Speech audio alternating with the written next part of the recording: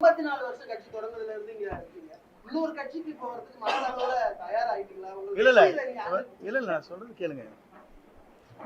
ஒரு இயக்கத்திலே நான் பணியாற்றுவது முழுமையாக அந்த இயக்கத்தில் இருக்கும் வரை அடிக்கடி நல்லா ஜம்ப் பண்ணல பண்ணிருக்கேன்னா தினவர் கட்சிக்கு போயிருக்கேன்னா நான் கோரேன்.